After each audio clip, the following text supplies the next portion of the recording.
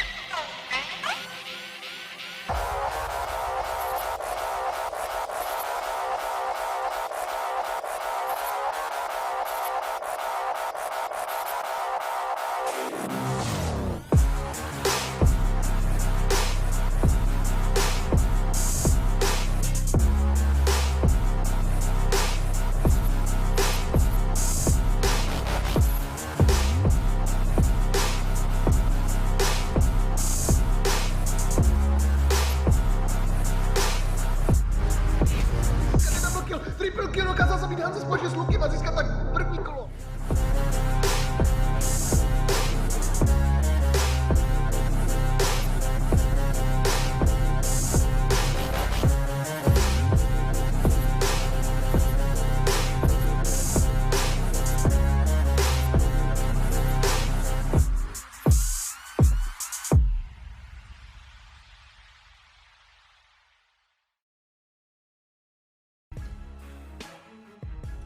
Hello there and welcome to the first playday of Rainbow Six Siege Czech, Slovak and Hungarian League, also known as PADDOCK League. My name is Danny and I would like to welcome my new co-caster, who is Peter, also known as Snoopix.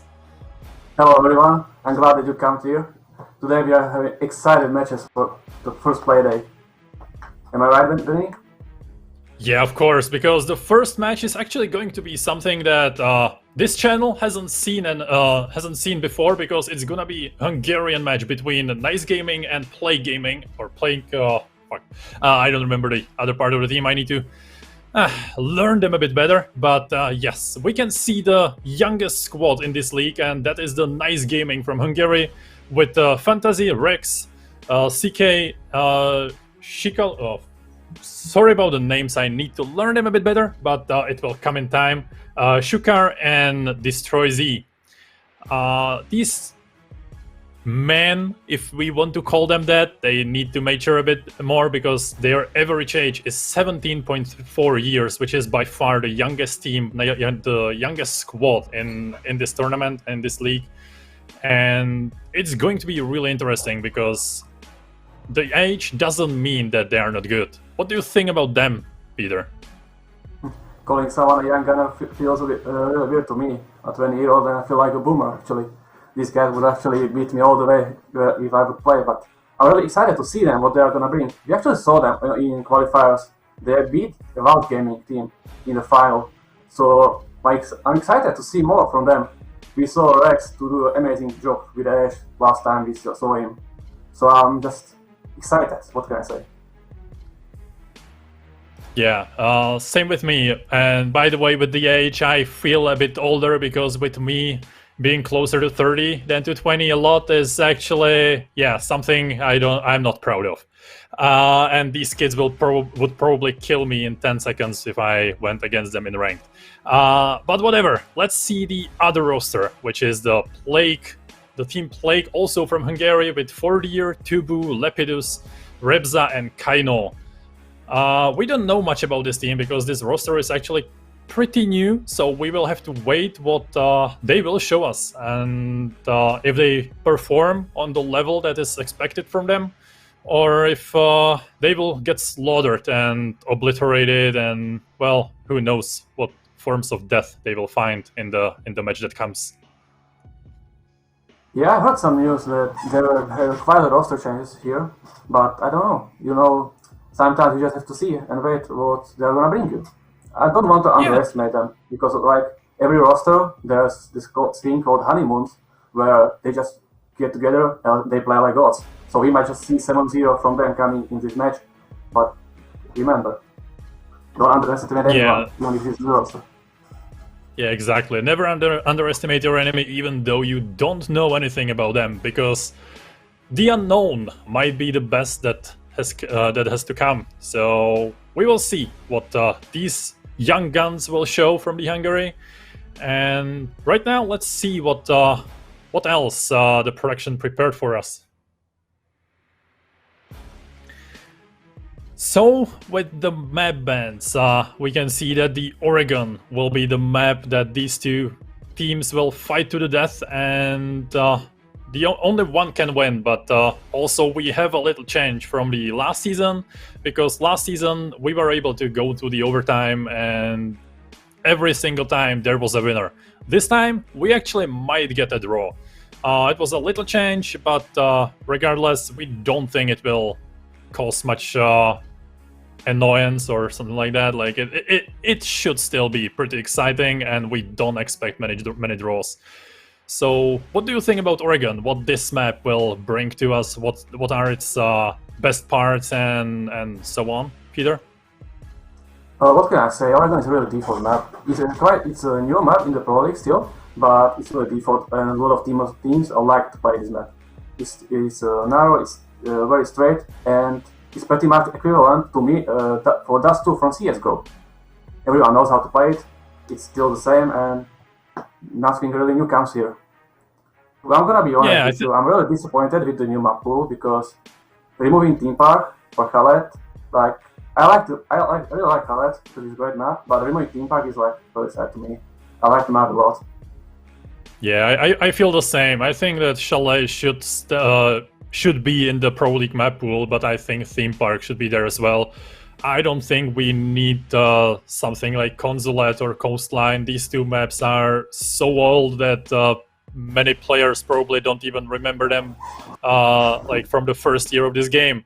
But to be fair, these, like for example, Coastline and Consulate are maps that are played all the same for like past two years, maybe more. And it's getting quite boring. Like, some changes might come thanks to the changes in meta, thanks to changes with deployable shields, that some operators don't have them anymore. But all in all, I think it would be a lot better if Theme Park was still in rotation, and it would also force the players to learn something new, because Theme Park was not actually that discovered. Like, there was still so many things to discover around the map. Same with Chalet right now. And it might be interesting, especially with Aruni and Tachanka in the game. What do you think about these two operators? Well, I really don't know, but what I heard, Aroni is actually a real playable operator. She's a real mobile, she's good on roam, everything. The fact that you can just make open hatch with your melee attack is really powerful, and it's really enjoyable to play with guns and everything utility.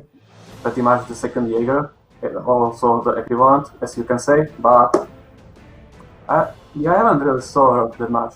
I don't know, because it might be just because I missed the first players of Pro League, but sorry, I'm lazy. I didn't have that much time lately, but that's it pretty much. On the other hand, Tachanka, I would really love to see something from him, but I'm not really sure, man. Time will tell for me. Yeah, we will see what these two operators, and if actually they get in the game. But right now, let's look at the community prediction and what people like you, me, and other people watching this game think about the current match. 73% of people actually trust Nice Gaming that they will come victorious in this game, and only shy of a third, 27% of the people think that Team Blake will actually emerge victorious. I think this goes actually with my prediction as well. If I should pick a precise score, I think I would put it like around 7-3, 7-4 for Nice Gaming. Especially on Oregon, I think Nice Gaming will be starting on defense, so they're in the better spot right from the start on this map. So it might be actually even a bit worse for Team Blake. Do you share the same opinion on this match? Well, I think yes. What can I say?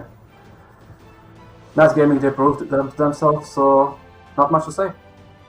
Yeah, they showed us that they can actually beat almost everyone in the qualifiers. They even won against the Wild Gaming in one of the finals. The rest actually was won by the Wild Gaming, so it was actually pretty decisive qualifier for the Hungarian teams. Which is a bit shame for us, from Czech Republic and Slovakia.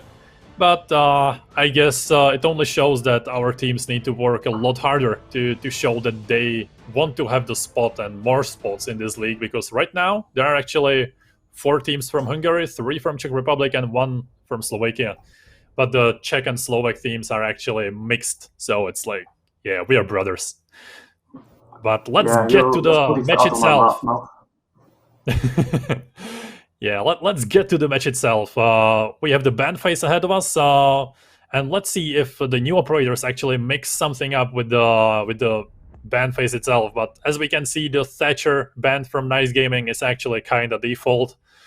There is not much surprise of it. I think that Thatcher, with every season, is stronger and stronger, and there is no point in not banning him. Like, he is always kind of needed, and if you open him to the attack, you just give them an ace in the hands.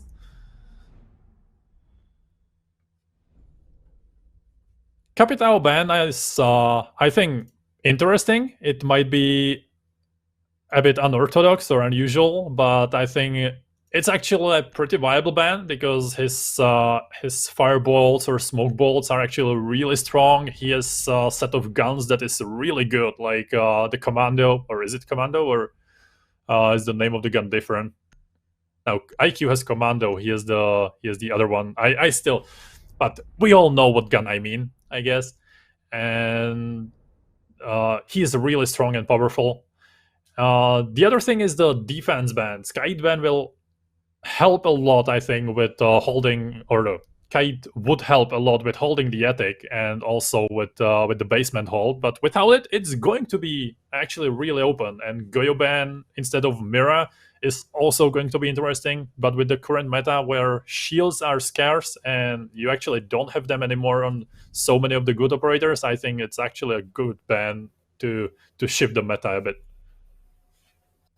Yeah, that's right. You can't really open the hatches or anything when the gate is in play. It takes so much time to actually clear out his electric claws. So it's actually very smart from them to banning gate. But the interesting Yeah, fact, well, the very interesting thing is that Vanguard, like some teams, they are starting to prepare for the changes that Ubisoft announced in the TTS. Go's probably gonna lose both his shields in the future. So some teams nowadays are really reliable on them, and some just decided to just take it away earlier and see how they can adapt. Like here, you can see. The changes that were announced on TTS, there was actually so many of them. Like one of them is the Melusi, her gadget, her Selma is actually, or no, yeah, her gadget is actually shootable now. Or I actually don't know because I didn't play the live build. Did they announce? Did they transfer it to the live build or not? I'm not sure right now. Because I know you played more Siege than me in the last week. I didn't actually do it much. But I'm not sure right now if they actually transferred the change on Melusi, because I know on TTS you could actually shoot it when it starts buzzing. And I hope they will actually transfer it on the live build if they didn't yet, or if they haven't yet. But right now, let's see what actually... Oh, okay, I was wrong. No, I wasn't. Sorry. Whatever. I'm just thinking out loud. So Plague is starting with attack on the top floor, and from what we see, it looks like a full flag attic push, because 4 of the players are actually stacked on the big tower, and we can see that they are clearing it quite fast. There is actually no one and nothing that should hold them back. Only a mute jammer on the wall itself, which should get actually destroyed pretty fast by the edge from below, and the Hibana can open it. Or actually, yeah, they are mavericking it, so that's even easier for them. I'm actually quite surprised that I'm actually quite surprised that they decided to Maverick open the left side. I personally prefer to open the right side, even with the Maverick or with any other hard breach, because there are the boxes you can actually cover behind, so we are not so open from the long corridor that attic actually is. And they also don't see you come inside.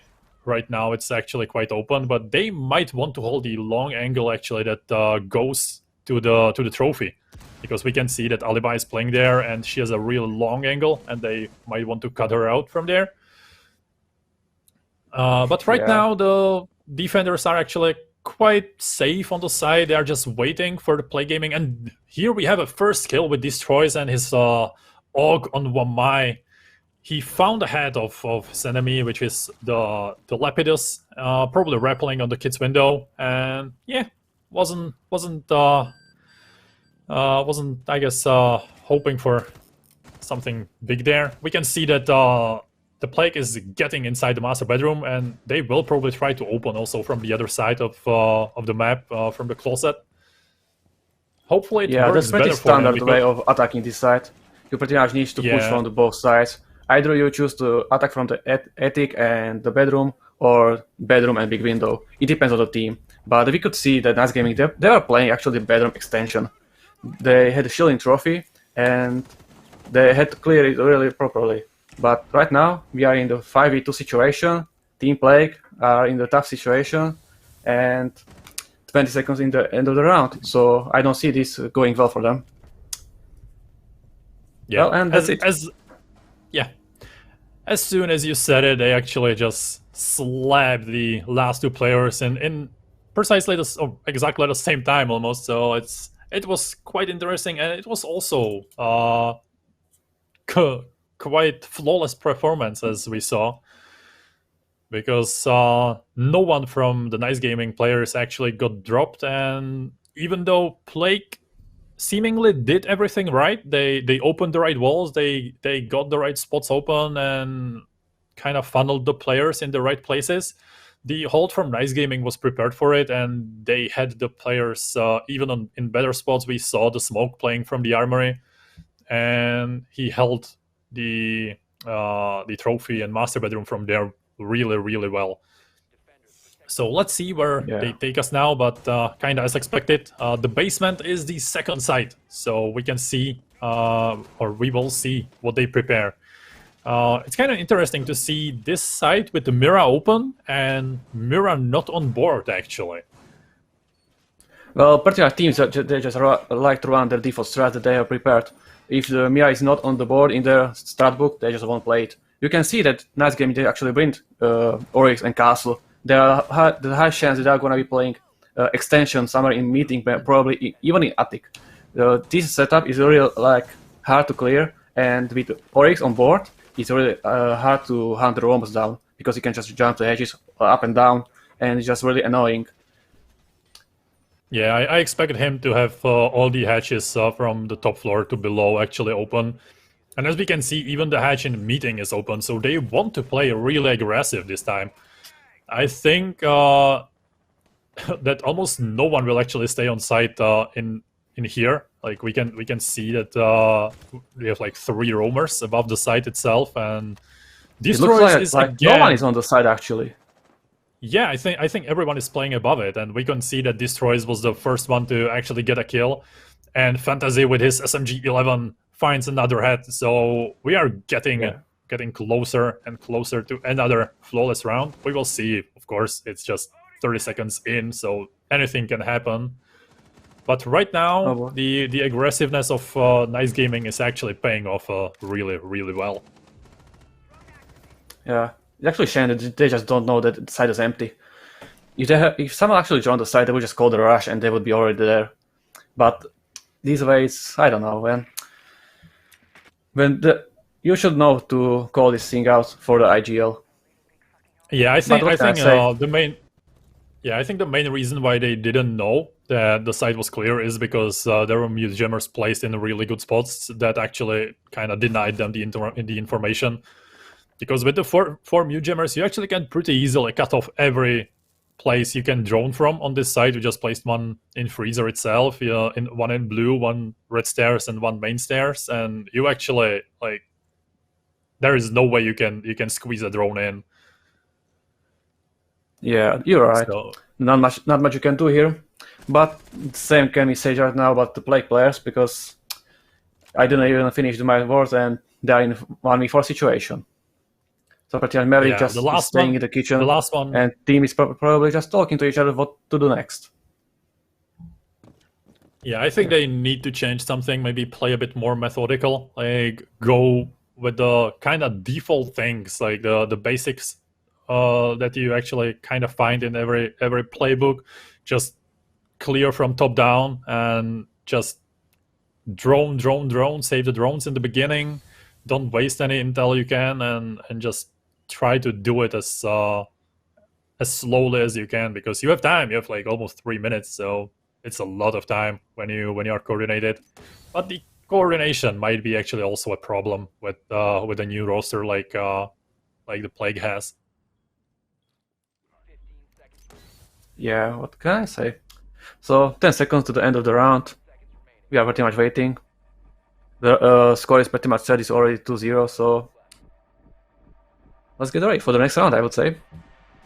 Yeah, I think they use this time to actually kind of like instead of a timeout, because yeah, what do you do in 1v4 when you have like minute and a half till the end of the round? You just wait. There is not much you can do.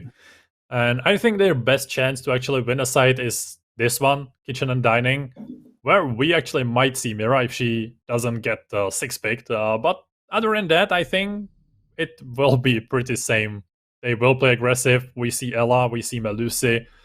Though these 2 girls on the roster are actually really beastie, because if they bring Ella shotgun, I expect some crazy player. If not, it's just gonna be the usual Ella that actually haunts everyone since her Scorpio days. It's the only thing I'm scared ranked. When I see Ella player with a shotgun, you know that the guy's a Chad. That guy's gonna one-tap you with a pistol throughout the whole map, man. Yeah, that's true. I had a real bad experience with this. Yeah, the one-taps from across the map are crazy. It looks like a Nice Gaming. They have extension in the small tower, actually. That's actually nice. It looks like they actually want to play the small tower, because that's actually I think, in my point of view, it's the weakest point, because you can, with Thermite, you can actually easily open the small tower wall, or on the floor and the wall towards the side that can actually give you a lot of access inside. But as we can see, they actually didn't. Did they actually bother even with reinforcing the kitchen wall, or did they just left it soft? Not sure, but that's the most common thing. It's probably reinforced. I think I once saw someone holding this small tower with Ella. It's a really nice setup, because I do believe there's gonna be another player underneath that's gonna be watching the verticals for the windows when they would want to jump on the Ella.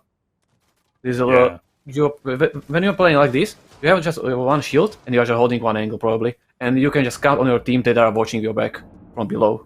It's really nice. Yeah, we can see that they're actually holding a really extend hold. Like one player is actually in the kids or in the dorms, so it's actually good position because they can cut off the players that want to push in small tower from the sides. Yes, we have the Ella shotgun in the game, so I'm expecting a run out in like next 15 seconds where he will just slap the ace in obliteration. But the first kill comes actually from the Jaeger that was sitting the whole time in the dorms and waiting patiently for the Kaino and his ace, and got killed as expected, kinda from the position. Well, yeah, that's pretty much the thing that I was talking about. But not from below, but pretty much you are covering your teammate while playing there. Yeah, and also I think that... yeah, I forgot my thought, man. That's unfortunate, but whatever. I guess it wasn't that important. Happens. Yeah, and the Ella shotgun in action right now actually showed us why this gun is actually really nasty. Yeah, and I remembered what I wanted to say. It's kind of interesting to see that the Plague team actually isn't even... yeah, that was a nice kill and almost a double kill, but I think Destroys, he actually killed the one guy from below because there were two people stacked behind themselves, and we have another flawless round from Nice Gaming that are actually showing us a bit of a dominance in here. I think the only more dominant way would be if they actually invaded the houses of their enemies and peed on their PCs, because right now they are just killing everyone out of the squad. It's actually pretty crazy. Well, what can I say? It's definitely a decided map.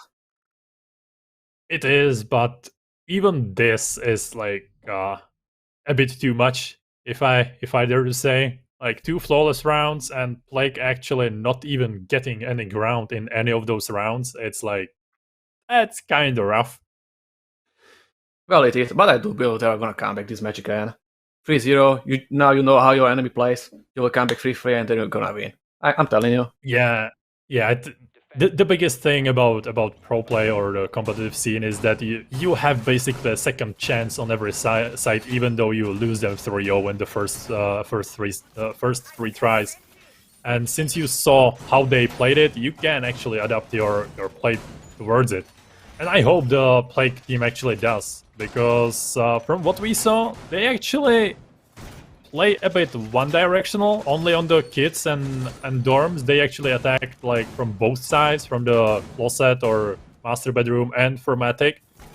But the other sides were actually taken a bit, like, I don't want to say sloppily, but I think they just went from one side and hoped to actually overpower it.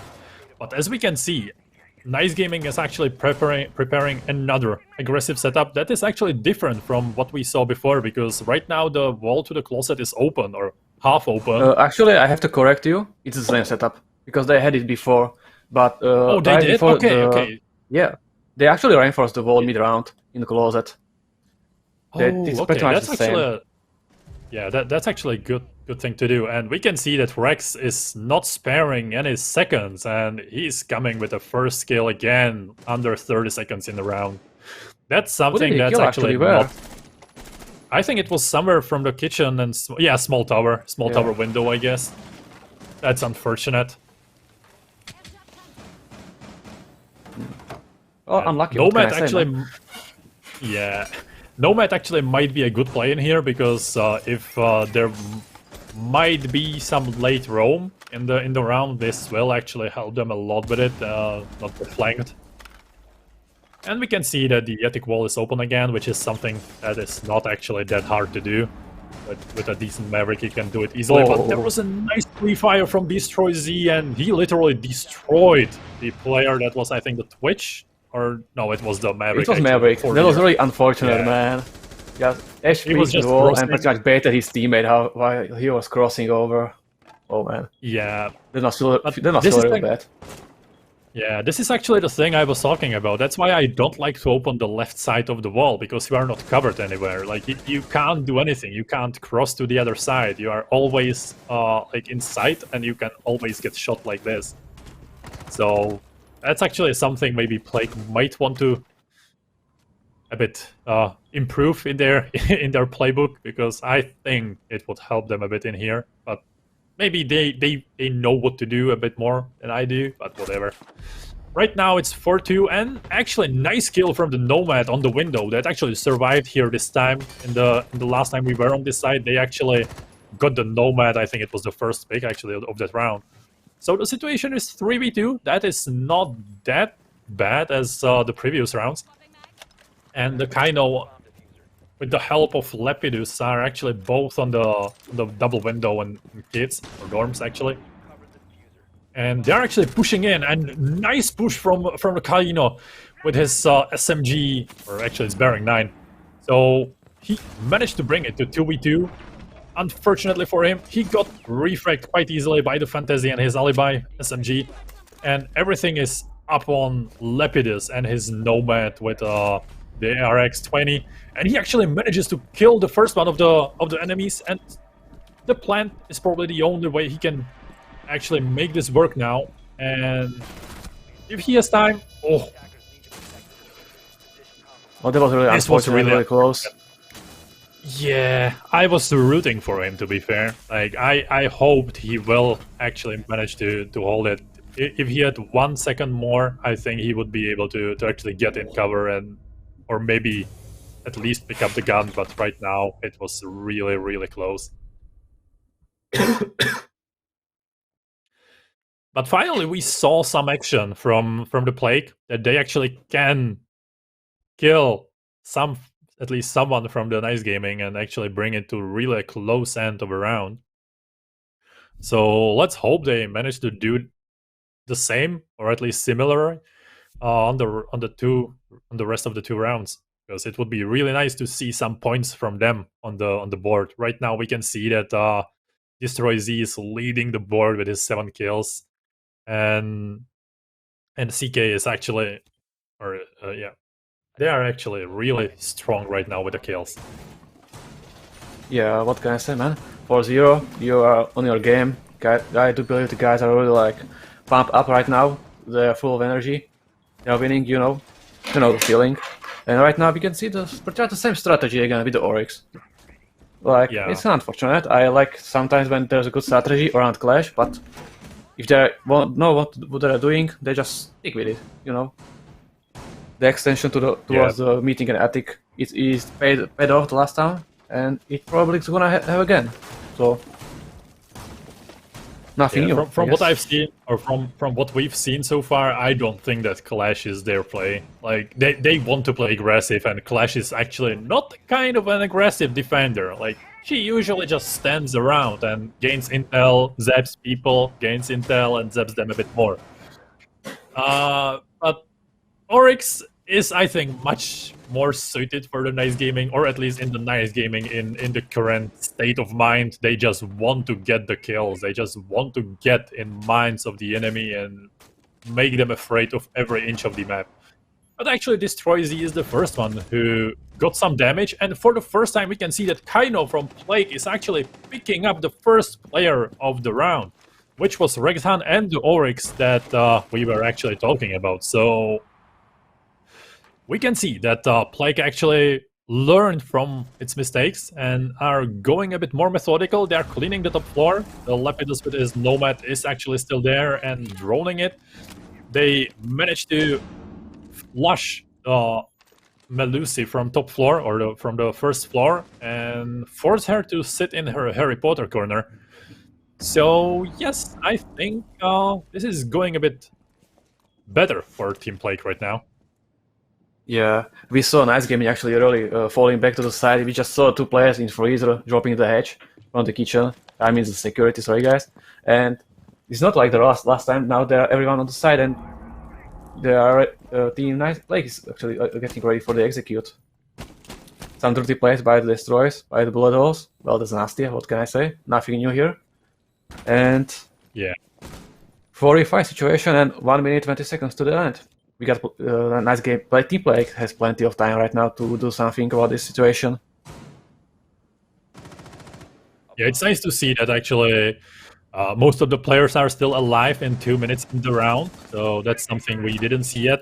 We can see that Nice Gaming is still having quite strong positions, but something actually is going against them, and it's the open blue hallway. That that angle that is quite long from the side of the from outside, that actually kind of got the Melusi right now, and we can see that Play Gaming is actually getting hard in the side. Zofia got a bit hit here, but she still has a lot of utility, and Smoke managed to hold his own right now. With but what it is, it was 4v2, and now we are in 2v1 situation. Okay, I thought this was going to be 4-1, but it's 5-0 again for the team Nice Gaming. I wanted to say something about the stuff that just happened, but it was so quick. They managed to get really nice frags. We saw Castle front small room, getting nice shots between bomb. So really quick turn of round. What can I say? I think the most pivotal. The moment that changed the momentum of this round was the smoke in freezer, I think, because they didn't manage to kill him there, or mute. I don't know. It was SAS operator with a shotgun. It's hard to tell. They both look almost the same. So you can't tell the difference. One of those. Huh? Oh, not when it's so fast. No, not when I don't drone them. Like I just saw him for a fraction of a second with a shotgun barrel in my face right now. So it wasn't that nice. But other than that, that moment I think was the momentum shift of this round, because that was the moment they actually start to come from the back foot to the front and manage to destroy the rest of the players down the edge, and also funnel the rest of the players in one spot. So what do we have here right now? Yeah, this might be the same strategy as the last time we saw. Yeah, I think it's the same setup. We see Nothing the same operator. Yeah. I think it's going to be the same. The Ella on the top of the small tower, which actually might be quite easy to get rid of when if they actually push her a bit more, or get a bit more cautious about the guy in kids or dorms. Actually, I always confuse these two. It's just a lot of bets on the same spot for me. It actually looks like they learn from their mistakes. This time it looks like for a big tower push. So yeah, but we can see that the Rex is actually also countering it, and we can see that he gets the first kill all the same, and it's again... Oh no, actually it's not again, it's 4-0 this time with the Maverick. That was actually a really good read from Rex. He kinda expected them to shift the attack and worked around it to get the first kill, and he actually gets the second one with the Kaino through the wall. And that's Zofia off the board, one of the strongest operators, I think, in the attack right now, with her utility and gun and everything. And we can see that Rexon is on the hunt. He kills the third one in a row, third headshot also. So that's something. Ash is from board, all the soft destruction is from the board. It's just in the hands of Hibana and Lepidus, so the Nomad. Not bad operators. How is he doing that? It looks like he's just punishing the enemy for their mistakes. First, the Maverick on the big tower didn't really take care on the window, then he just made a nice, really wallbang on the Zofia. And I didn't even know how he killed the third player there. I think it was I think he was on the double window, or maybe the window on attic, something like that. It was crazy. He just ran around and managed to be on the right place in the right time every single time of these 3 kills, and we have a flawless round, or not flawless round, a flawless half behind us from the Nice Gaming side, and let's see how their attack works, because if it's going to be as dominant as their defense, we have a pretty fast game right now. That's for sure. Yeah, man. But don't just lose hope, man. They can still come back. It's easy. Yeah, they still can get 1 point of this game. I'm not saying they can't, but it's going to, but they're going to need a lots of luck and loads of skill that we didn't see yet. So let's hope. But as we can see, there is the clash you were talking about, so maybe you will get some of your favorite strats. No, it's not like my favorite. I just like to piss people off. That's it, man. Yeah, me too. It's kind of sad how few people can play against Clash effectively, like especially in ranked. It's Yeah, kind of sad. You pick Clash and oh boy, the chat is really in fire, man. Yeah. Especially on like low plat elo. Oh my god. Yeah. That's where I sit, you know. So I have it firsthand. Those people just don't know how to deal with shields anymore.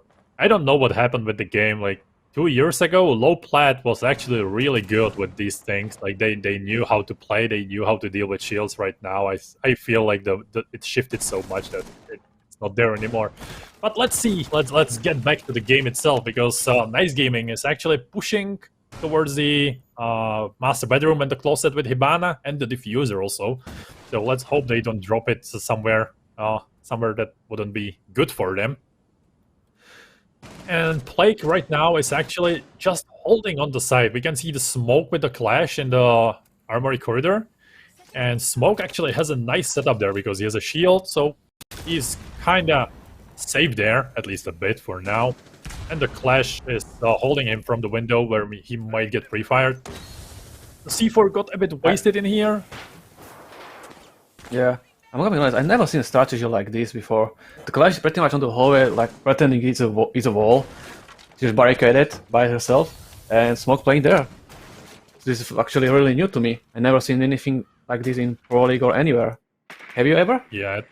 No, not me. It looks interesting, but I think it might get actually killed pretty well if they extend a bit too much like this, and if the attic gets opened. Well, that wasn't really extension. They were just greedy for kills, I would say. Yeah, but right now Plague is actually bringing the round back with 2 kills and 1 down. The Melusi actually found 2 nice heads on the balcony from the master bedroom, and the situation actually shifted really hardly right now.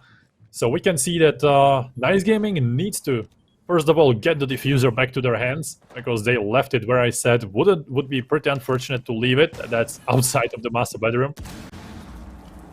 And we can see that Rex is on the hunt again. He's trying to sneak his way towards the master bedroom or the dorms from the white stairs. And right now, he will actually give away his position with a sneaky or with a cheeky barbed wire. So let's see if he can actually get some kills there. He managed to let Lepidus and his Jaeger, but the Melusi managed to actually I'm not sure if it was an ace. Because she she at least lit every of the players. Maybe not kill everyone, but she hit everyone. So then this you know was what it really... is. This is the comeback I was talking about. Yeah, that's what we want to see. Rounds. We want to, yeah, we want to see 5 more rounds. I don't know if my voice will manage to do it, but I want to see it.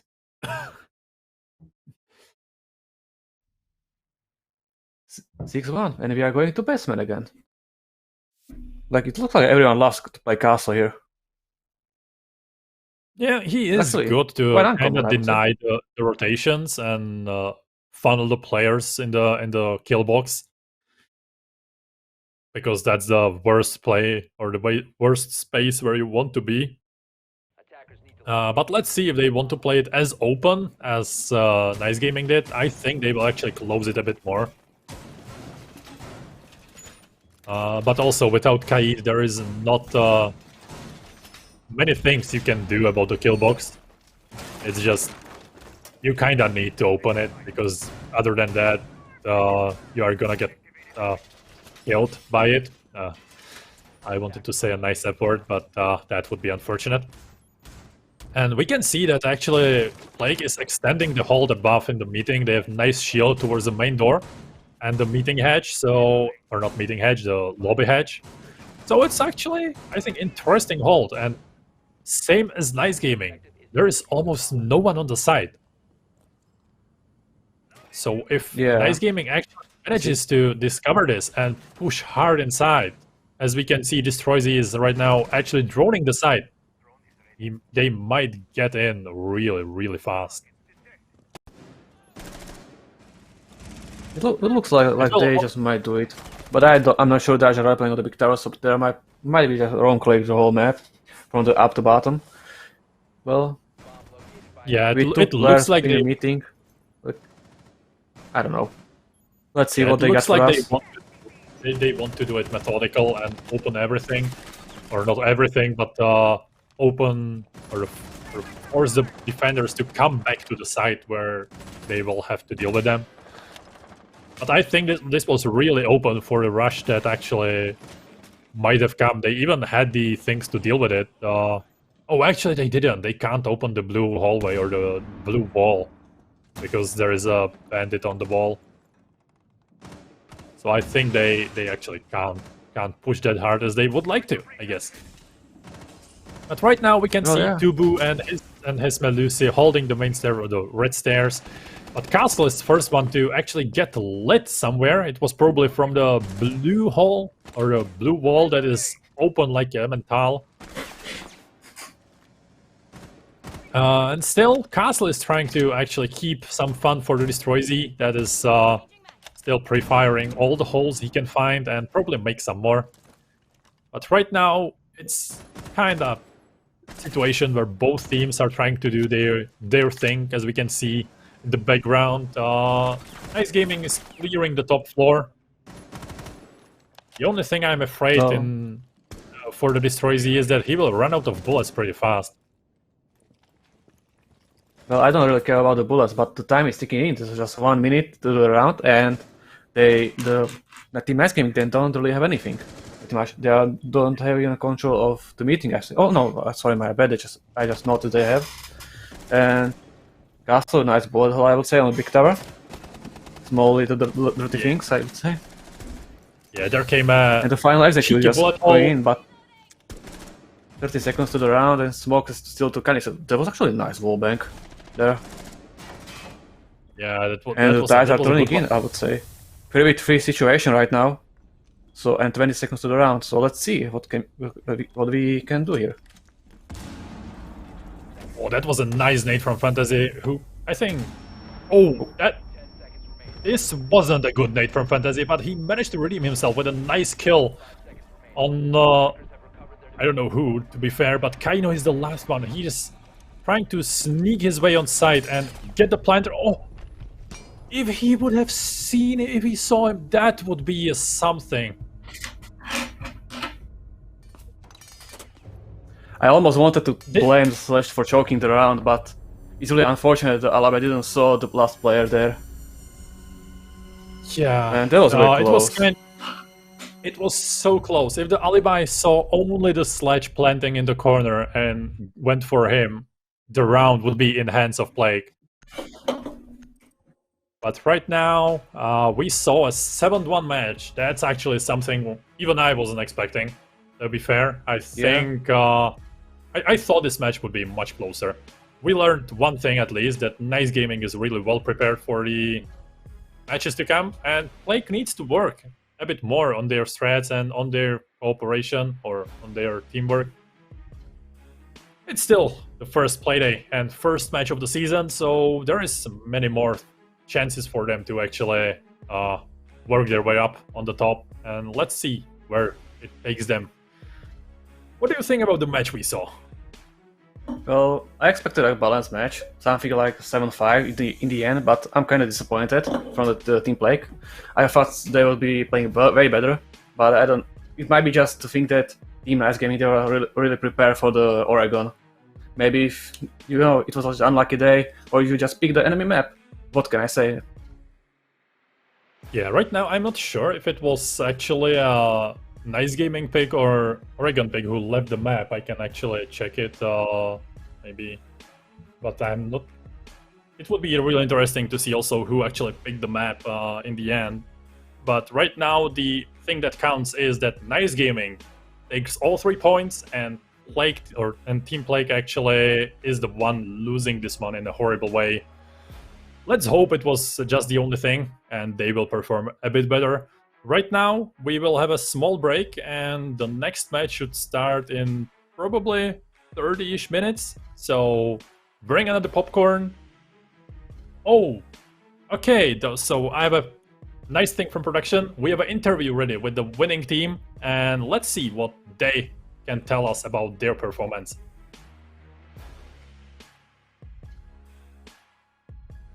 Hello, they Destroy Z, and congratulations to your quite decisive Trial victory. version. And also, good. Yeah, congratulations one more. What can you tell me about the game itself? How it went? Trial version.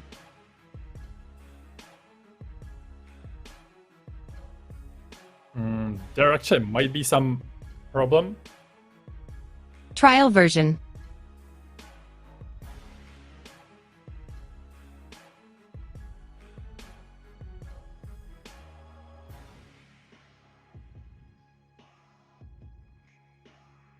Well, that's Okay, unfortunate. What can we say? Some technical Yeah, the difficulties. interview Maybe got next time, guys. shorter. We are really sorry for that. Yeah, the interview got a bit shorter than we expected, but we will try to fix it for the next time. It's still the first match or the first play day, so some things might get a bit sloppy, and also interviews are something we don't have so much experience with, so hold with us and wish us luck that we will actually be able to repair it for the next one. Right now, there will be the break I talked about. You can go pee a bit, bring another popcorn, get another drink, and prepare for the next match, which is going to be actually a bit more local. From our point of view, it's going to be Fadee against Gunrunners. So also a match that might end up being a bit one-sided, if I dare to say. But let's hope Gunrunners will actually bring a bit more guns in the fights and show us that they can hold their own against the reigning champion of this country, Fadee. Well, Danny, don't underestimate my ex-teammates, please. We will see in 30 minutes. See you then. Yeah, I know. See ya, man.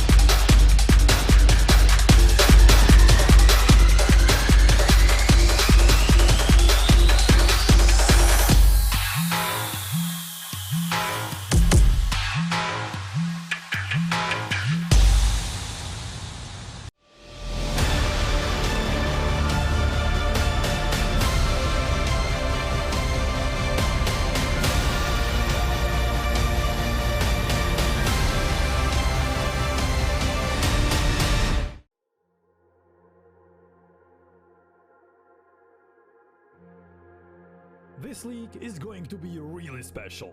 You are going to see Czech, Slovak and Hungarian teams fighting in one league, which is something Rainbow Six Siege has never seen before. 3 nations, 8 teams, only one of them can lift the trophy. Only one of them can become the champion. Europe, get ready for PADDOCK League Season 2. Kill ze strany Zemiaka, který věděl o svém protivníkovi v Logistics. A další kill Zemiak ukazuje, že i to SMG, které má dokázal přijít se svým kurzem a získat nějaký jeden skill, ale nakonec hned automaticky Domikov s těma nejméně HPčkami dokázal získat double kill, triple kill, dokázal zabít Hanze společně s Lukem a získat tak první kolo.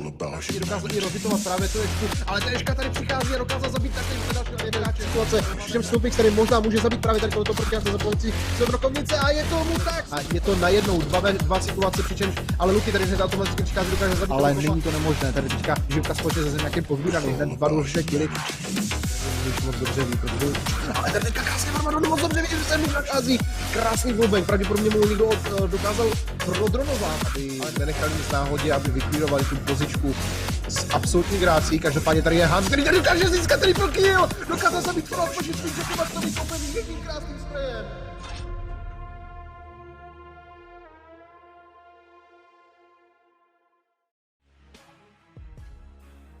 Hello there and welcome back to the second match not second match, actually it's the third match because 2 matches were played simultaneously before, and right now we have the match against Fadee and Gunrunners. Fadee as the team that actually won the last season, and Gunrunners that had a mediocre performance but managed to get a spot in this season. So here we are.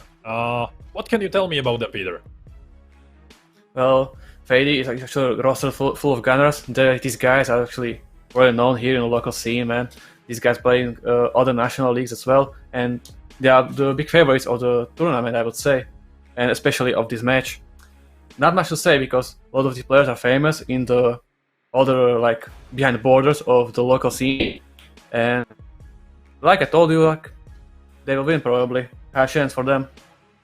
On the other hand, Team Gus, well, it's a roster that was made from the old Revital with the captain Zemiak. There's a well-known man and player here of the local scene, very respected player, and I know him very good because he's my ex-teammate together with Jilka, and I do believe these guys are gonna show us something new, and I do believe they are capable of surprising us.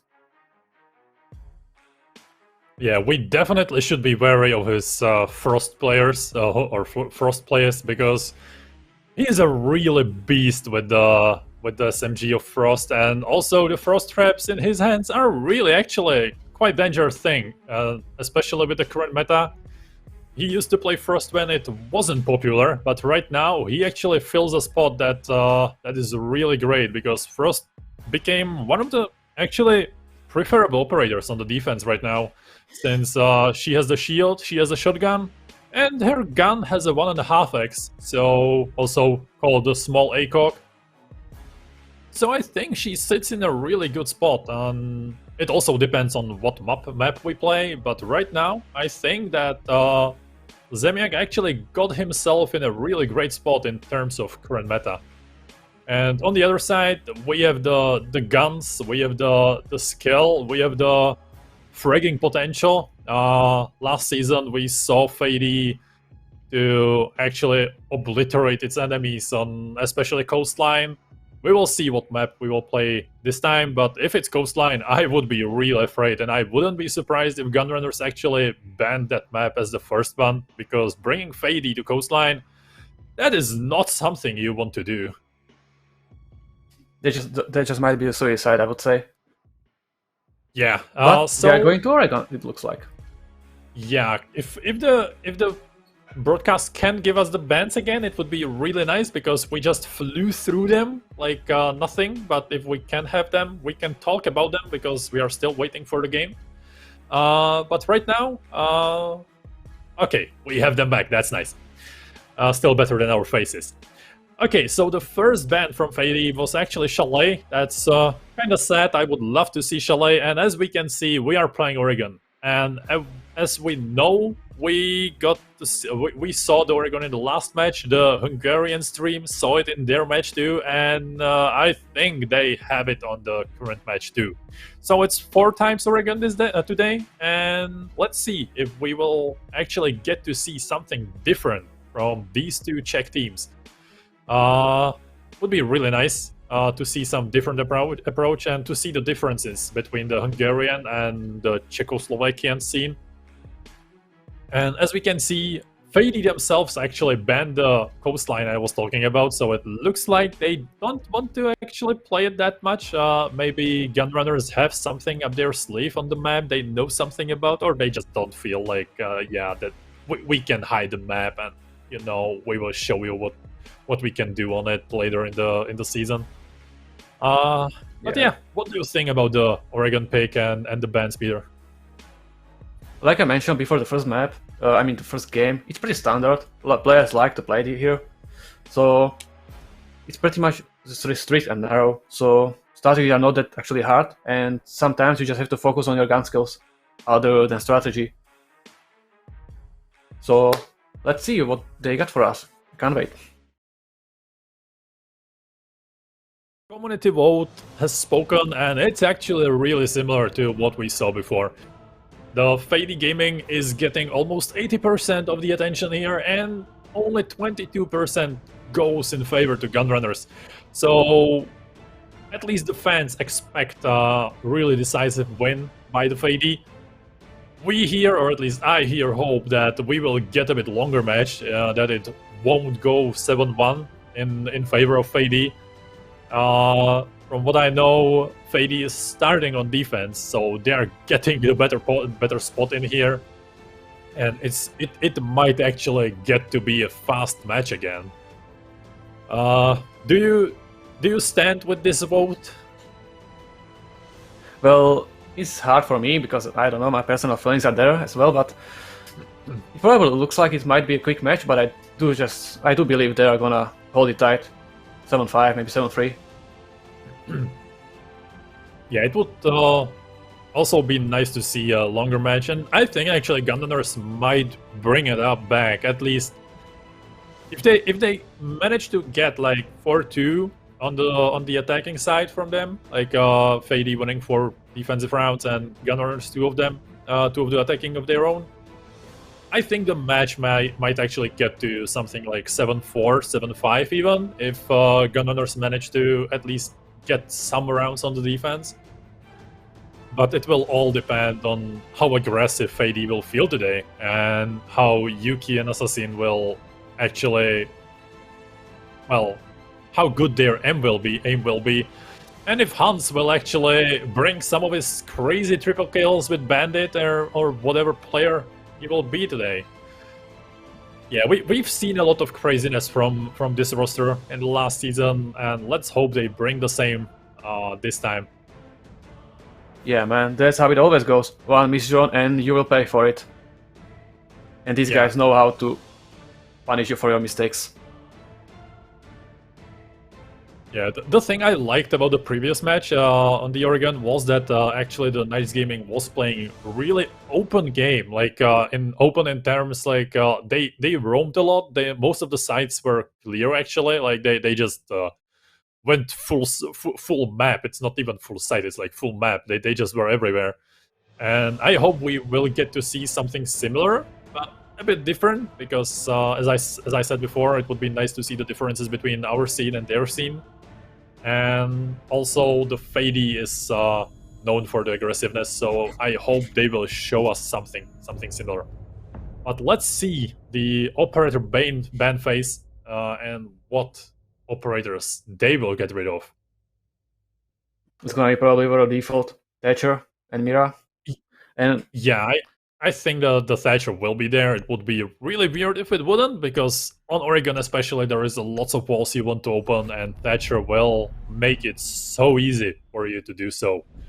So without him, the defenders have actually a pretty decent chance to holding their own.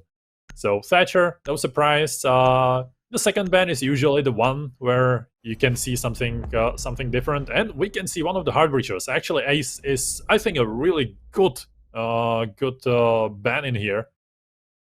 with his Selma charges being one of the strongest on the attack. You can deploy them from far, and they make a decent hole. They are easy to trick though, so it's 50-50 operator.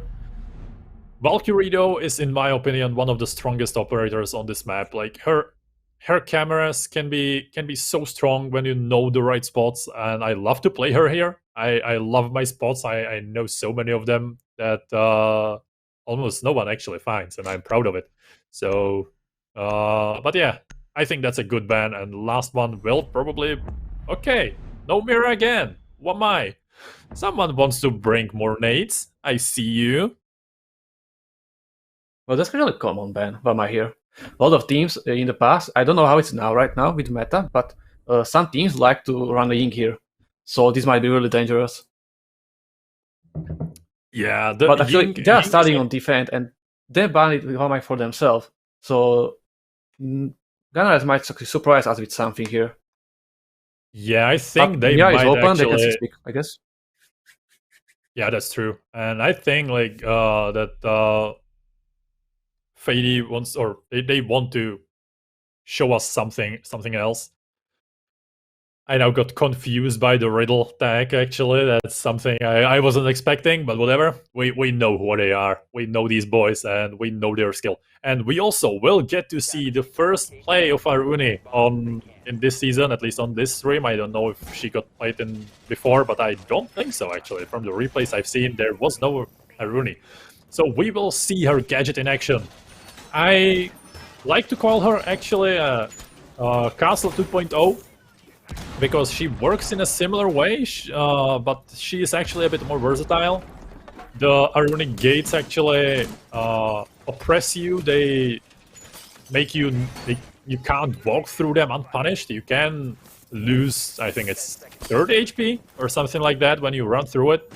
But other than that, you need to clear it with some gadget, drone, grenade, Ash charge, Zofia charge, whatever you can just throw through it. And then after 30 seconds, the defender can reset it, but the gadget itself is undestroyable. So it's something that you need to count for, and it might actually be really hard sometimes to get through it, especially when you are hard-pressed by time. But, yeah, it's actually something new that we have here. But I would argue with you, it's not really an alternative to Caster, more than to Vamai or Jaeger. And they actually might be connected with the Vamai ban.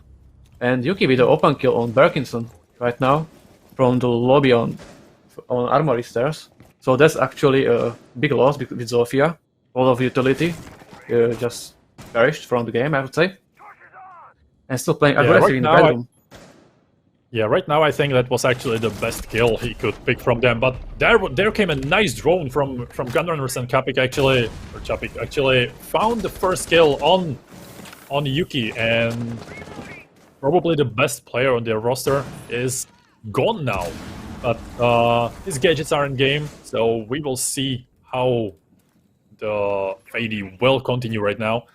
We can see that Mango is playing safe on the spot. Oh, if both drone actually missed him, that's going to be something special. He actually pre-fired it and didn't manage to get the kill. Mates actually managed to walk away with sliver of a life, but Mango finished his job and found a nice double kill there on Zilka and on Mates. So that's something. I thought that Mango will be dead there. Both drones missed him. That was the first mistake there. And then he managed to confirm his kills, even with a pistol. That actually brought the round in their favor a lot. I thought for a moment that he will die there, but no, he managed to take his own and take double kill from there. It was really close. I was just waiting to get him shot by the Ash, but no. He took it on himself and managed to take it. That was really nice for him. But maybe a little bit too aggressive now, picking the termites on the wall, on the roof, sorry.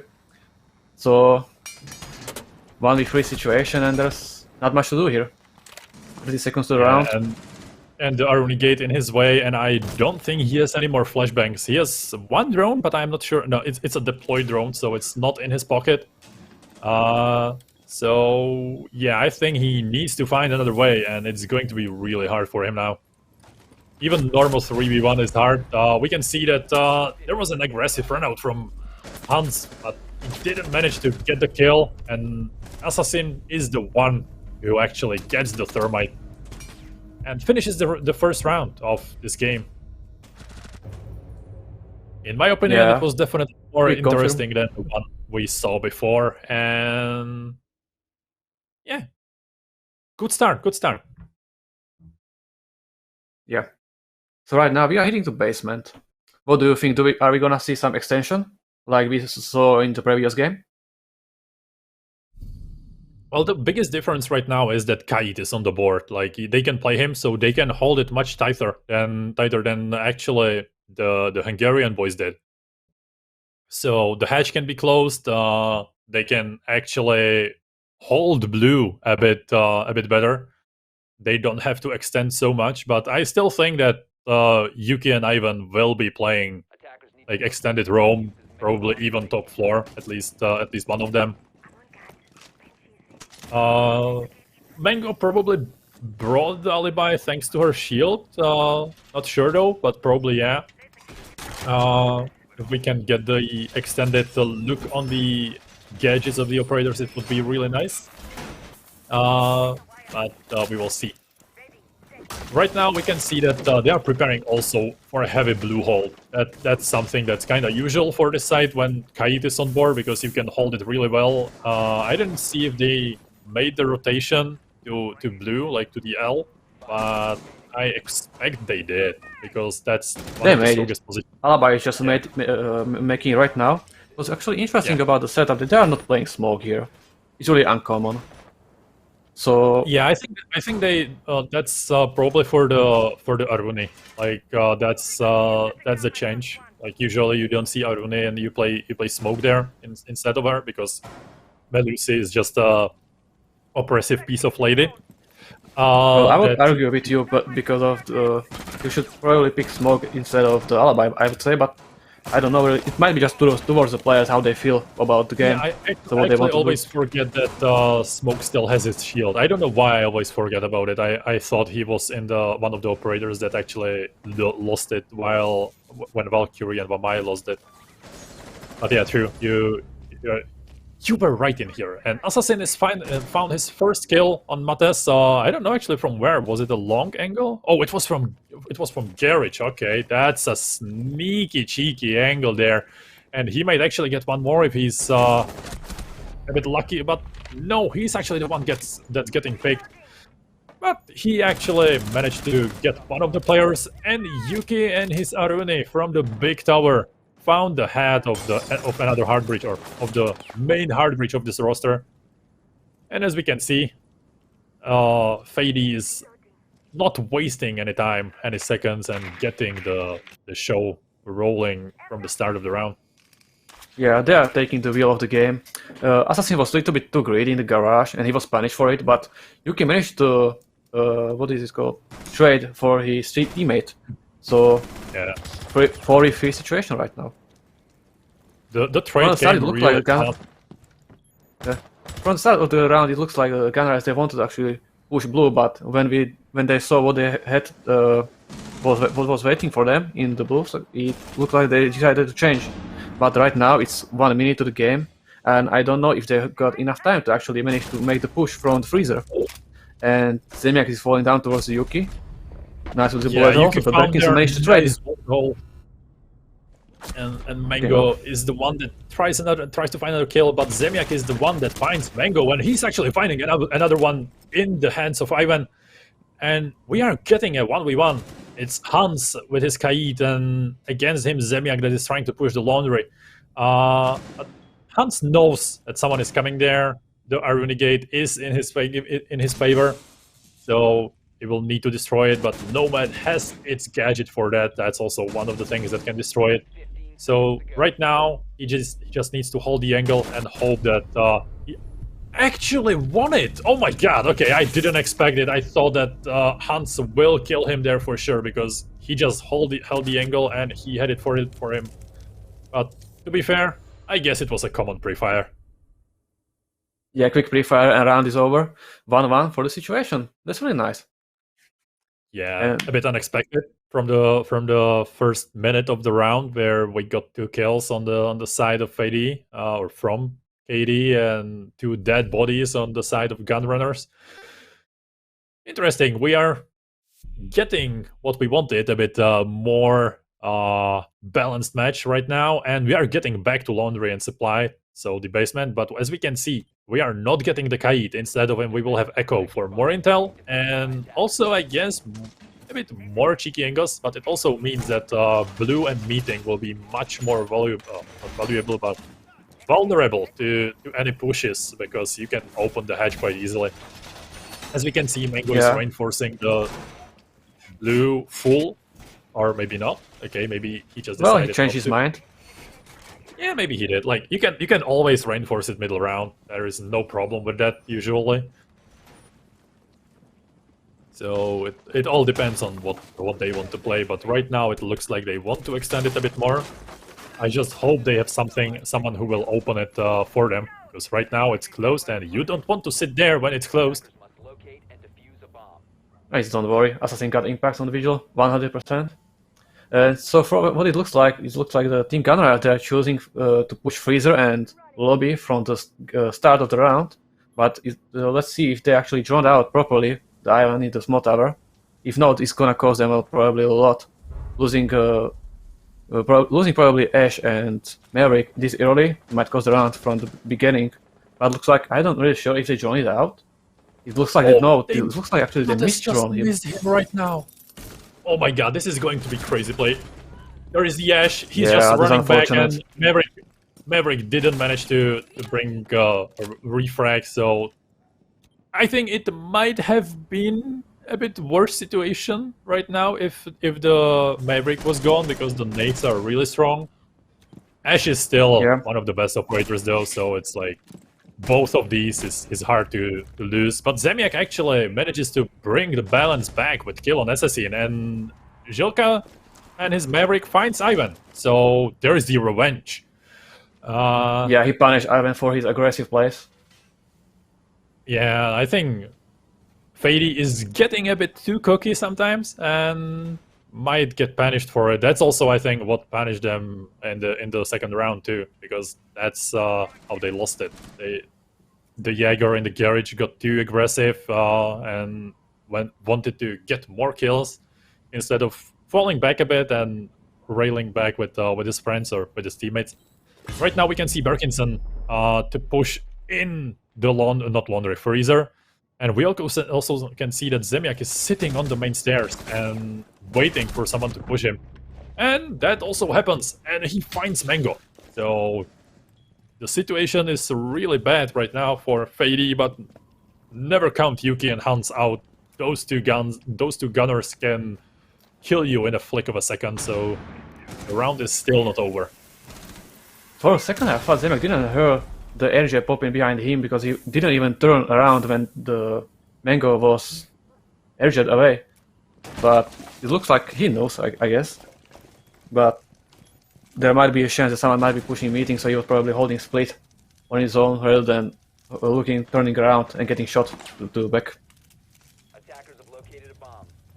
Yeah, it's true. Right now we can see the drone coming for Hans, and so they know his position in the small room. There is Yuki and his push, but he's getting punished for it, and Zemiak is collecting a triple kill right now, or third kill of the triple kill, and it's all in the hands of Hans. He can kill them all, but it's really, really not coming together right now, and Zemiak actually gets the fourth one in this round. Yeah, they're taking the second round. So they're pretty much just punished Fadee for the aggressive plays. It seems to me, at least. A lot of greedy stuff. Yeah. Sometimes you just kill one opponent, shoot 2 drones and go back to side, but no. We saw Ivan on the roam. He got wasted by the Maverick. Yeah, it's true. And as you can see, even boomers can lead the scoreboard, because Zemiak is just ripping through anyone, and we are not even on his frost. So right now it's getting interesting, and I think that Fadee might need to actually shift a gear up to get to the speed they need to, because right now I don't think they are getting where they want to, and we can see that they are actually switching things up a bit with Yuki bringing Mira. I almost forgot the name of this operator because I don't see her so much. And again, we don't see any hard breach denial on their side, so they want to play a bit more aggressive. In the first round, they're actually using Aruni for the wall denial on the generator wall, so the enemy couldn't really push. But I don't know about now. Right now, they are probably counting on Mira, so they're just gonna do some work after they breach the walls, so they won't push to the side. Yeah, I think I saw the one of the mirror windows on the attic wall, like the one from Kids, which is not the strongest position in my opinion, because it's quite easy to deal with that mirror from the Kids window. And I think you can actually even see on it from the double window, or maybe it's the other one, but still, it's like it's not the best mirror window in my opinion. Like, there are actually not many mirror spots on this map. Like in general, it's hard to place mirrors here because you can always shoot them from somewhere.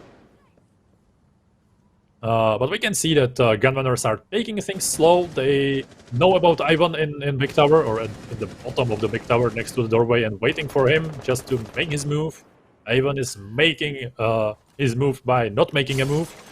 So we have a bit of a standoff here, and we will see how it resolves later in the round. But right now, Gunrunners are preparing their positions. We can see Birkinson outside of the double window, and they're just besieging the things around the site right now. Yuki is holding his own on the mirror, and we will see how it actually works for him. I'm not really sure if Zolka is still waiting for Birkinson in their standoff on the bottom of the Big Tower. It looks like no. It looks like he's already getting ready to breach the wall. So let's see what Ivan's gonna do there. There's a potential flank that might just throw the tide of the round. There was a nice try for a one tap from the Chapik and his Thermite, but it didn't work out. There came a nice C4 nice though. attempt with C4. Yeah, Zemiak got lowered by tiny bit, but not by much. So all are still alive, and we have just a minute till the end. But right now there was a nice attempt from the hands of Assassin, but still Zemiak manages to survive everything they throw at him right now. So we still have the 5-5 situation, and only 40 seconds till the end of the round, but Mates actually finds the Ivan that was still below. Mango managed to kill the Zemiak finally, but also Chapik managed to kill the Mango. So we are getting kills quite fast, and the situation is still not easy for Gunrunners and their last 20 seconds in this round. Yeah, Hans is holding a big window from the bottom of the security. If anyone who's gonna decide to jump from the window, he's gonna die instantly, like we just saw. Zapik was a victim of Hans, and Yuki a little bit greedy, but it's 5 seconds to the end of the round, so it doesn't really matter in 1v3 situation. Assassin confirms the last kill. Yeah, this was actually a nice round from the part of Fadee, because even though they were in number disadvantage, they actually still had all the strong positions that mattered. Like the mirror windows were all set up. The Ella was still below the windows, so she just could deny anyone jumping in. Even I think she was holding the double window and the window on the Kids, so she was holding both just where she was needed, and no one could really get in through that. And as we saw, it was actually pretty strong defense. And right now we are getting back to Laundry, and as we see, they're actually dialing down from the aggressiveness with the Clash and Mira this time on this side. So we might see them hunker down a bit, maybe a bit of a turtle strat, and hold it a bit more secure, I guess. The other thing that's actually quite interesting is that they didn't bring the Kaid, so they will basically give up the hatch in the kill box or in the meeting, even though it's reinforced. It will be just something to waste utility on. I think the Maverick will actually make a quite fast process with it. But yeah, still, it's actually pointless to bring Cade when enemy is playing Maverick every single round. In the end, the hatch is gonna be open anyway, so it's pretty much pointless. What I'm actually surprised is that Mango is actually the one that's playing the Clash here in the bunker. What do you think about that? I don't know him that much, so I don't know what he loves to play. I can only check my sheet, what he tells about me, or what he told about himself. Like, yeah, he loves to play Ashe and Hibana, and he loves to play Ashe more, but Assassin is playing her, so he has to play Hibana. That's all he told me, so that's what I can work with. But as we can see, Hans found one of the hats of the enemies, and that was a nice kill, actually, through the window. And we are getting to a 5-3 situation, so something that Gunrunners will not be satisfied with, because I don't think they are in a situation that's good for them right now. We can see that they try to actually get to small tower, but other than that, Zilka and his Maverick are dead at the bottom of the big tower. And the worst part is, he got killed by Clash. So I guess there is your answer to what we think about Mango and his Clash. He just can't get kills even with that. He doesn't care if he has a shield on his back or not. He's just killing everyone, I guess. But yeah, it's 5v2. The last two players of Gunrunners are trying to get in small tower, where Assassin and his not Wamai, what's the name of Vigil? That's the operator. And Vigil are trying to find their place, and as we can see, almost every defender actually got back there, and Yuki with Hans managed to kill the last two operators and the last two players on the Gunrunners roster right now, with quite decisive. There was no chance they can actually walk through this kinda big kill box, because there was player everywhere. And yeah. Well, quite interesting that we actually saw a basement attack from in the small tower, pretty much to hold the defender team there. Yeah, it looks like these guys don't just want to waste time anymore. That's true. I actually wanted to point that out too. Like, it was basement side, yet there was no one on basement. Yeah, like no one even bothered to was get in small there. tower. All the action. Yeah. Except of one kill outside the big tower. Well, what can I say? Right now, the last round of the defense before the swap. Pretty much standard picks, everything. Rook's gonna probably play in the bathroom, trying to impact check the wall. Assassin on the roam. I think Rook actually used both his grenades. Because he made the rotation he might not he made the rotation to the small server room, or what the hell is it? Like this one. Security. Yeah, security, and I never played there. I don't know the name of the room there actually. And yeah, he used both nades there. I think he might got the bug where you actually throw a nade on the sub wall and it doesn't go through. So that's unfortunate. But yeah. Shit happens, as we like to say. Yeah. I've been already peeking on the Mates. Very aggressive player from the right, Gecko from the beginning of the round. But it's still hiding in the same position like he did in the... I think it was the second round, where he managed to get a pick on the... Was it Mates again? Yeah. I think it was Mates, yeah, it was Mates with the Ashe, and he's still hiding there, I think, as we saw. So it's, we can see him in the background, he is still lying in the same spot, and he hasn't been thrown down. Mango with his Echo actually finds the head of Mates outside of the big window. Okay, that's a nice cheeky kill. And the Zofia in hands of Berkinson is getting a bit scared there. We could see that he's backing out. Ivan probably got droned out finally, and we can see that Assassin got downed and finished by Berkinson. So that's unfortunate for him. Echo got lit like a Christmas tree and is coming down. So yeah, Gunrunners are getting their ground at least a bit, but we are still far from the site. And nice pre-fire from Yuki, who saw the head and actually managed to kill it, but Avon is the one that's getting down by the hand of Berkinson. And we can see that they're trying to dislocate the Yuki in the small tower, but he still survives, even though the hell is burning around him, to be fair, right now. And Zilka and his Capitao are still outside. He waited for him on the ground. Nice kill, and we have a 1v3 situation with Mango on a sliver of HP. He is like probably 15, maybe 20 if he's lucky. Even a Zofia charge can finish him as nothing, and that was unlucky from Zemiak, who actually peeked it full body with not the gun but the gadget. And yeah, a little Mango bit too much over peeking. longer. It's actually still playable for Mango, this situation. 1v2 situation, and if he can make it 2 1v1s against this player, he can definitely win this. Yeah, and I think his drones are actually in good places, so he has the intel about them. He knows someone is in the corridor, someone is holding it, and it's just going to be if he gets swing or swung. Oh. But Berkinson actually confirms the kill.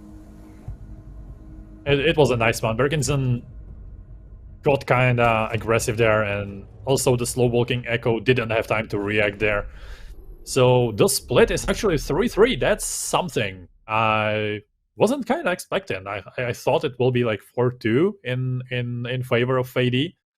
And we can see that Ivan still needs to find his ground. Like he was playing in aggressive positions, but the only kill he got was in the second round on the Mates that was walking through the window.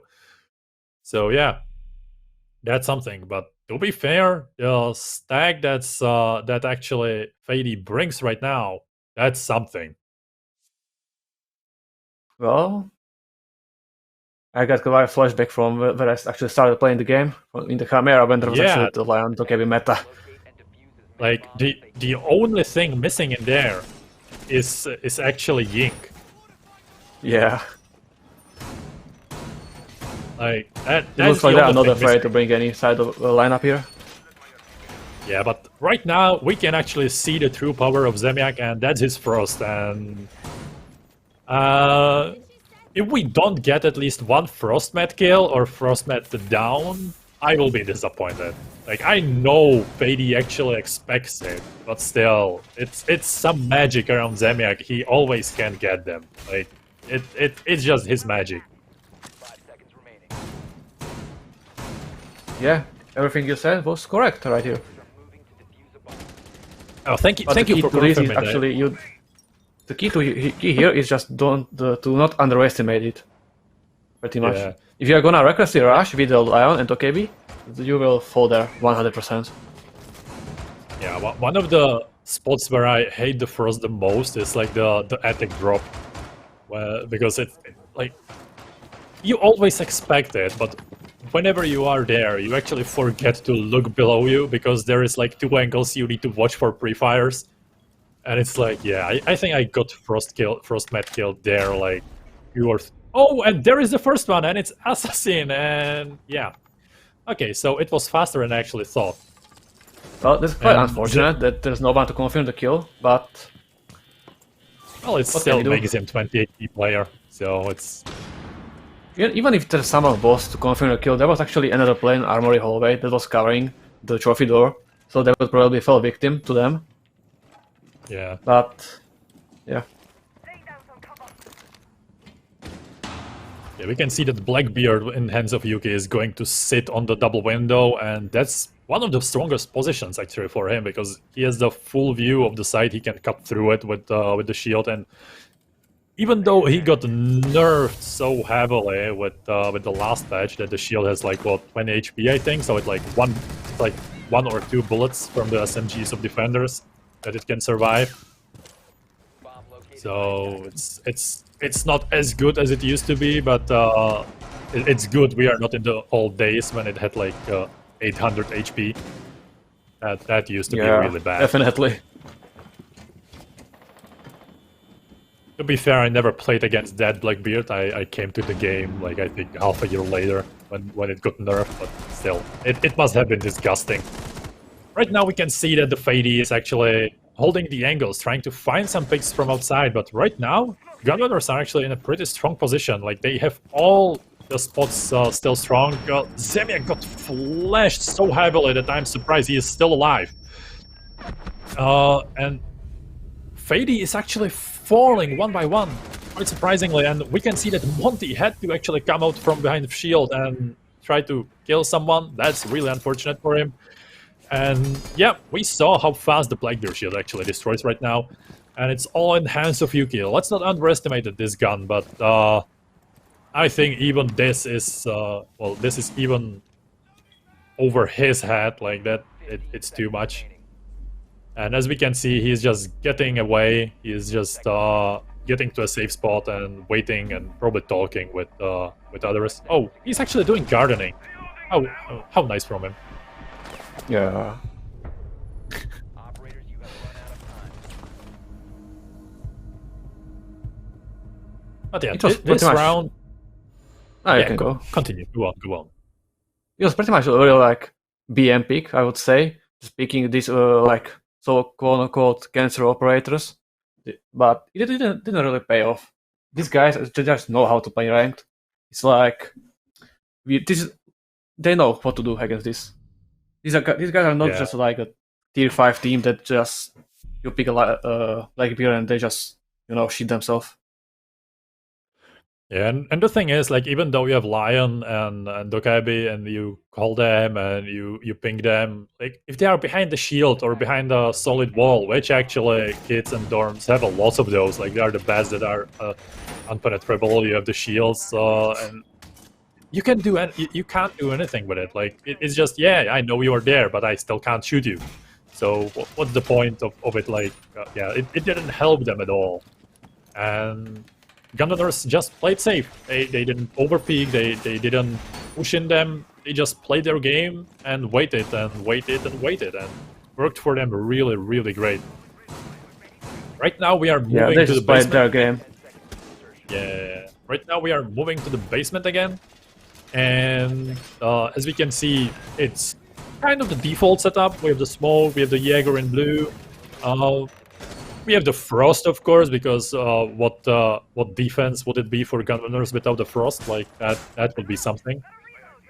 And yeah, we will see how Fadee actually manages to attack this. We can see that Mango and Yuki are actually pushing from back from the kitchen and will probably go down the freezer.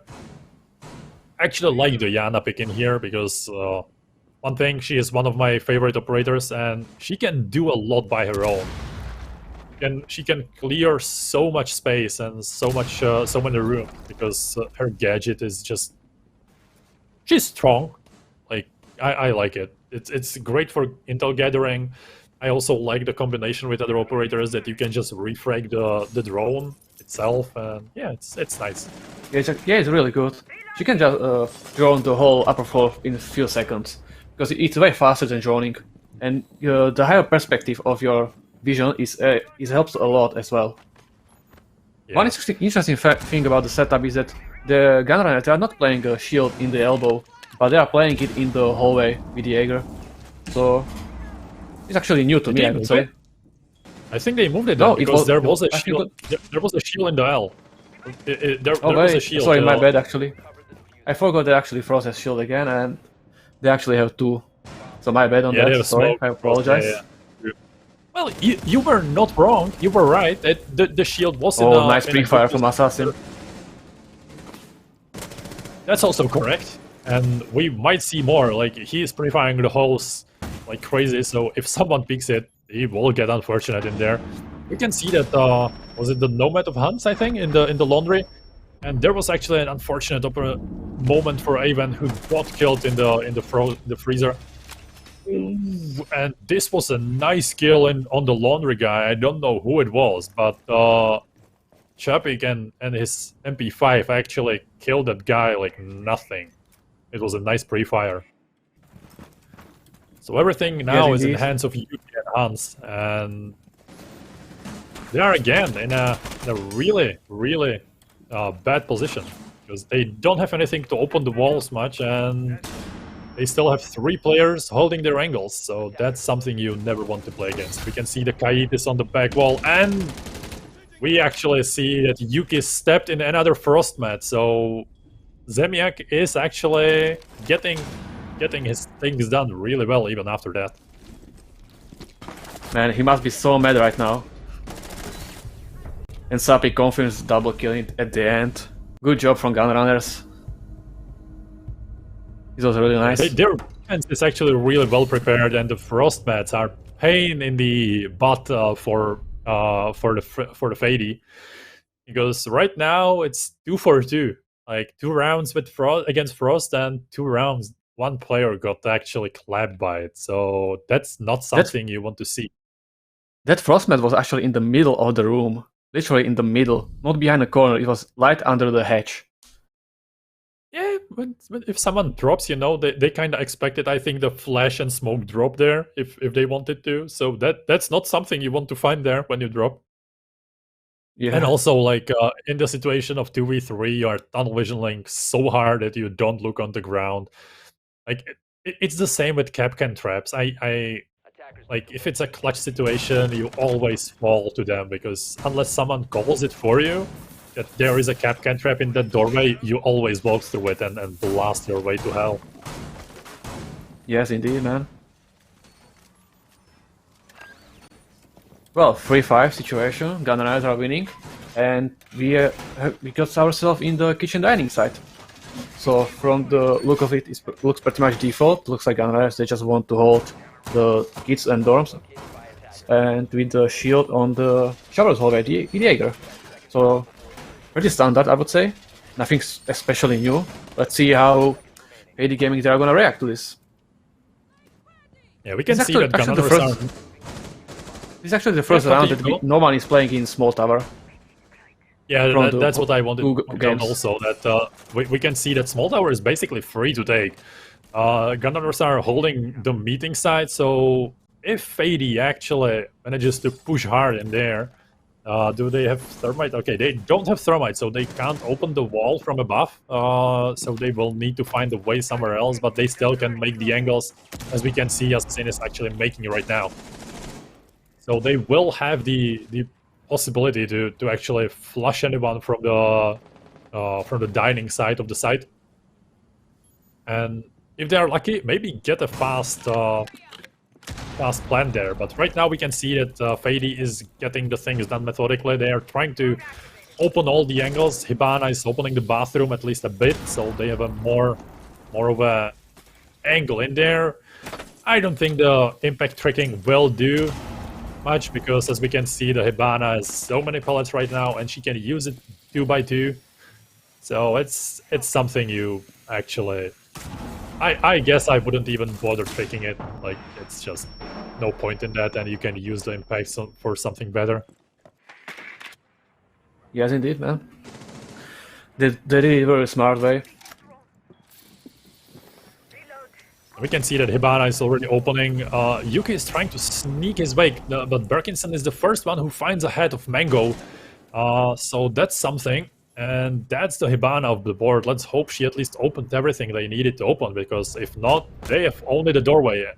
But Ivan found the first kill, but the Tides is swinging back again with Jelka and his kill on Assassin. So we are getting to the last minute of the round, and Gunrunners are still holding their own. They're holding the positions, they have the shields in the right spots, and if Ivan doesn't actually kill the shield, it's gonna be really hard, but he does as I say so. So we can see that the strongest position in that corner is actually cleared. We will just have to wait if they manage to kill the players behind it. 30 seconds into the end of the round, and they're coming to the execute. Luka's spawning on the ground and doesn't see him, but Ivan managed to get the kill and getting refragged by the Mates from the security. It's a 2v3 situation, and time is closing in, and Fadee Gaming, they just need to plant real quick, or just kill everyone on the side. Mates getting aggressive on the hallway, and getting a good flank watch from Yuki, I would say. for second end of the round, and plant is there. And from 3v1 situation, it's actually 2v1 in favor of the Fadee Gaming right now. Yeah, the worst gun in that angle or in that fight was the SMG-11, and as we saw, I don't know if it was Jilka or Berkinson, but they couldn't control the gun in that moment. In the moment when they needed it, they couldn't. I know they both could, of course, because like, what's the point of maining smoke or and not being able to control the SMG-11? But yeah, it's hard sometimes. Especially with the last patch that actually introduced a bit annoying bug with the SMG-11 recoil, that it sometimes hits randomly to any side. I don't know if you actually saw it or felt it in the game. But well, the bug is actually on the most of the weapons. A lot of weapons have this like weird bug with the recoil. Sometimes there's like no recoil when you are holding. Yeah, all of a sudden you are shooting on a head level, and all of a sudden just shooting at their feet, you know. For me, it happens pretty much the same thing when someone uses Finka when you are actually full spraying someone, you know. Yeah, that I hate that. But to be fair, like, I think on the SMG-11 it's the worst, because that's the gun when you pull down the most, and then it just goes somewhere you don't expect. Like, I remember, like, I think yesterday it was when I played it, and like I was pulling down, and all of a sudden one bullet threw my aim like literally to my ankles. Like, I was aiming at my feet for a second before I like pulled it back up, because that's how hard it kicked down there. So yeah, the bug is annoying, and I hope the hotfix will come soon, because it's not good. Well, as I know, the hotfix is already on the TTS. Yeah. So it should be alive pretty soon. Yeah, like tomorrow is another playday of the Pro League. Yeah. So let's hope it comes. But right now we are here. We are where we are, and the first kill comes actually from Mates on the Ivan. So I guess he switched the sides right now, because as we remember, the only kill on defense for Ivan was on Mates and the cheeky spot on the small tower. But right now, Mates is the one getting the kill. And as we can see, the Closet almost got open, but is it getting bandit tricked? Yeah, it's Kai tricked again. But even though for impact tricking, but didn't work for the second time, and Mango is punishing Topic for his positioning there. 4v4 situation, 2 minutes left. I'm not surprised Mango managed to actually get the kill there, because even I wouldn't expect anyone to be sitting in that corner of Closet when you are opening it. Like, it's not a place where you want to be, because it's kind of open and you can't even cross back. But right now, he found his safe space there, and there is nothing they can do about him. We can see the Kaid in the attic. He is still holding his place there. I think he has a C4 prepped in his hand. This is a hard angle to get, because this C4, there's so many things you can actually hit with the C4 on the ceiling, like the little lamps hanging there, you know?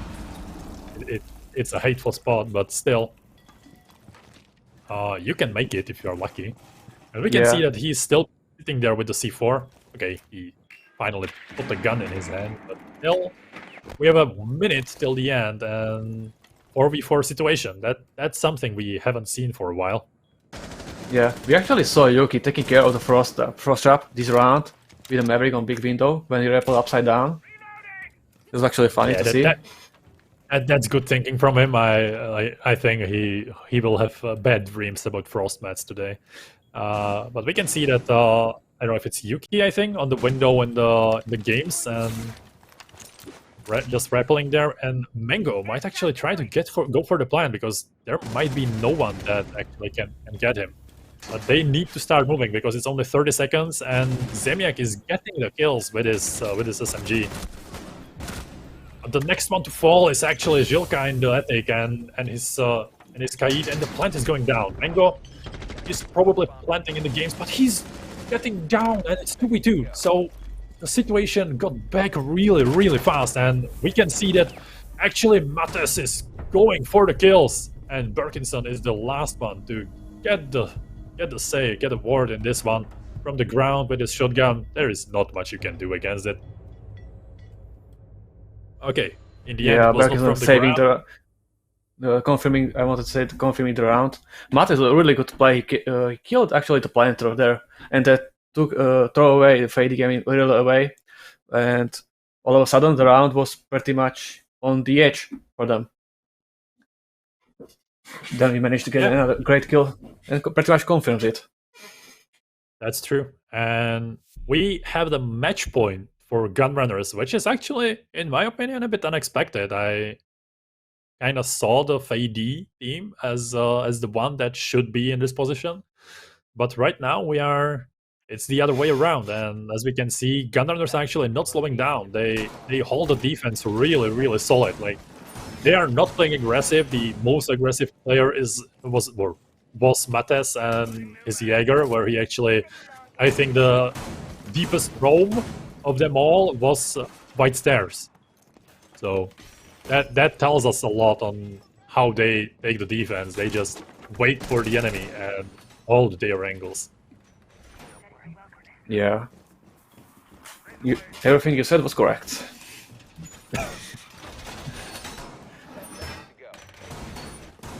I do want to remind you, didn't I actually said that after the first match that you should not underestimate Gunrunners?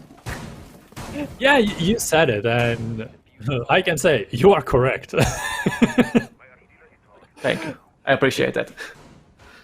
Yeah, like, it would be nice if Fadee managed to bring this back, but right now I don't think it's in their power, because Gunrunners are really holding everything really, really well. And we can see that Zemiak and his SMG is again ripping through the enemies, and Ivan is the first one to fall for him. And yeah, we can that see was that really nice first pick. Yeah, she just ran out. A little bit aggressive, but managed to do it correctly. After the first pick, he just returned to the side. Really nice. Yeah, and that's something actually Fadee didn't do or weren't doing in their defensive rounds. When they got the kill, they didn't stay there, but they did stay there and try to get another one. And that's, I think, the wrong mindset, because right now you... Oh.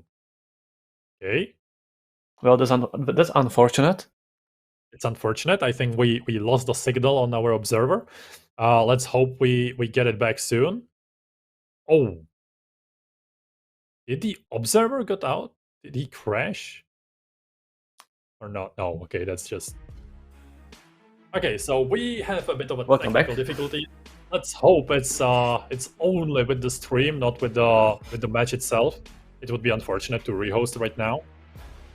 But as we can see, Gunrunners are actually holding their own really, really well. It's actually the Fadee that's who is on the back foot of the business right now.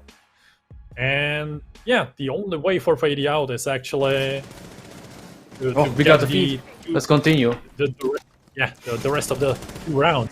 And we can see that no other player dropped in the meantime. Only Mango got lit a bit, but everyone else is actually on the field, except for Hans, who got killed right now by Jelka in the big tower, or in the bottom of the big tower. Matt is getting injured. Is down though. Yeah. So I think he was from the nade. Well, I'm not sure. They already know. Yeah, but the nade dead.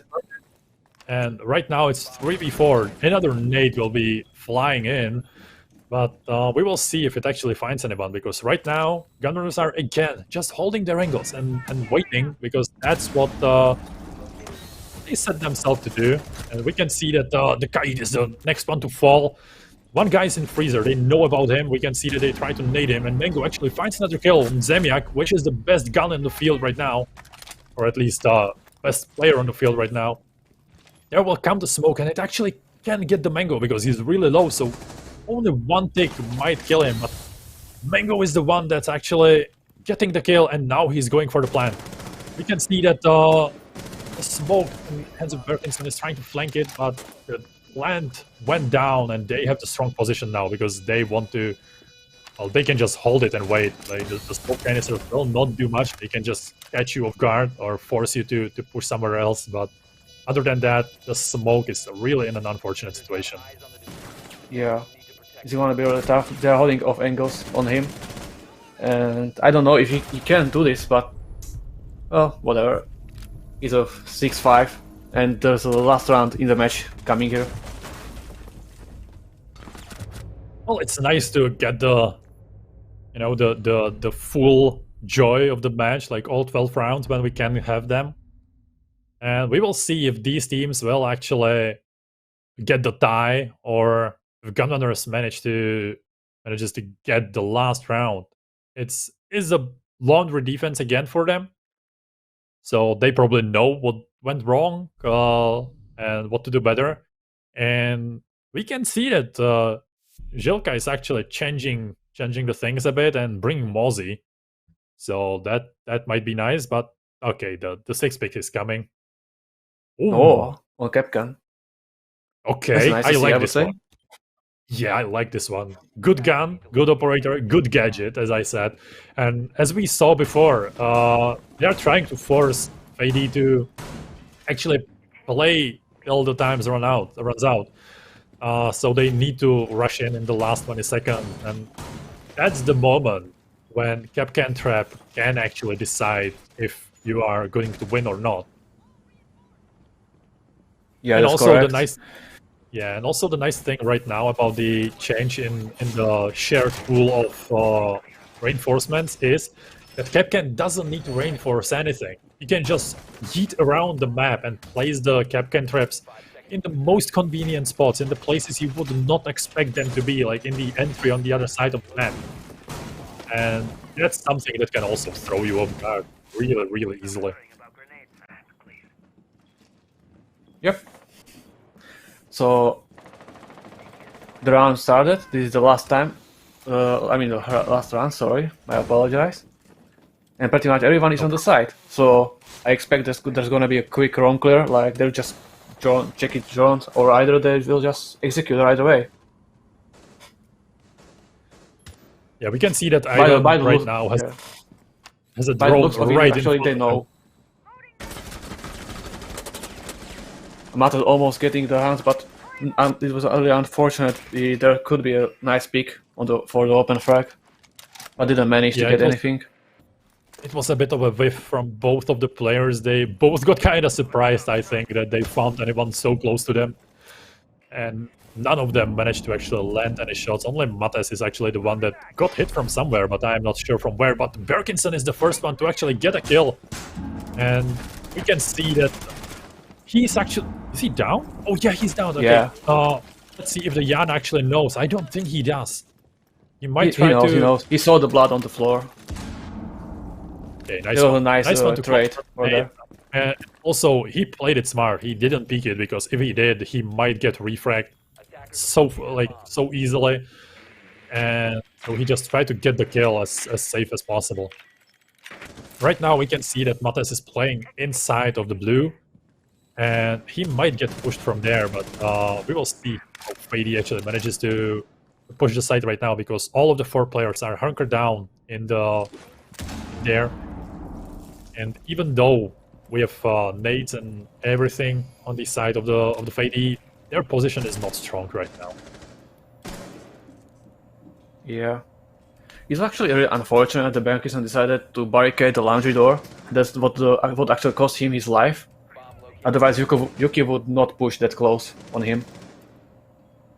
Yeah, I'm surprised he actually didn't stop the barricading once he got shot, but I think he got dumped really fast. It was like in 2 or 3 shots there. You can see the last push. It's 30 seconds till the end of the round. We saw that they actually found the Capcan traps that might have cost them a life. Mango is getting the plow down again, but it's 2v2. So right now, we have the situation that we wanted. The last round is coming, and it's 1v2. Capcan is the last one on the ground. And Zilka is saving the round. There was a great flank by Mates from the elbow that pretty much throw the Team Fadee gaming on the round. Oh boy, this was really close and great game, I would say. I would say the biggest problem was that Fadee, they just underestimated them, like I said. Yeah, I think that was the biggest issue, especially on the defense. They went for really aggressive players or plays. And to be fair, that's something that cost them, I think, at least 1, maybe actually even 2 rounds on the defense. Yeah. Okay, I got a word that we have an interview ready, so we will talk with someone from the winning team. That's someone from Gunrunners. Hello, good day to you. Hello, Zemiak, and congratulations to the quite nice victory, actually. I have to admit, I wasn't expecting it. But to be fair, you and your kills and your frost mats, man, how do you do it? You have to tell me the secret. I don't know, I mean, I have been playing Frost ever since she came out, basically, and until the last season, they were basically everyone, oh, Frost is like a bad operator. But I'm like, just give it time. Give it two good Frost mat placements, and there you go. Yeah, it was so nice. Like I thought that if we don't see at least one frost mat down, I will be disappointed. And like I think like 20 seconds later, you got that one on the bed on I think Ivan or someone like that in the master bedroom. It was really nice. But yeah, all in all, it was a really good match, and I think we got caught by surprise that you managed to actually deal with the aggressive plays of Fadee really well, especially on defense. And then your defense was really solid. Were you prepared like for the aggressiveness, or was it just you played your game and didn't get swayed by it or something like that? Yeah, for the longest of the time, the aggressive plays from the other team were a huge problem for us. Like, we had the strats, we had the aim, but always when the team switched to more aggressive plays, we got smacked. And we dedicated all of our time to work on our defense to be more prepared for the aggressive plays from the enemy team. Okay, that's a good one. That's something I like to see, because I'm one of the guys that actually are fond of the good defenses and good prepared like defenses that can hold their own against the aggressive monkeys sometimes, as you can say them, as you can call them. But yeah, it was really nice and really nice talking to you. Something you want to tell the fans or whoever else is watching?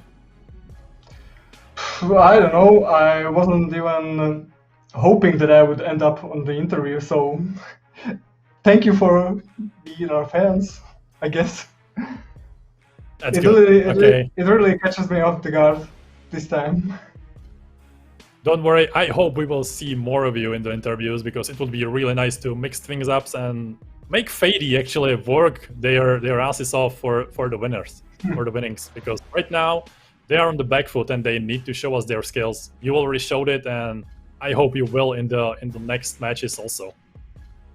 Yeah, So I good hope luck so too. and have fun in the next matches. Thank you. Bye.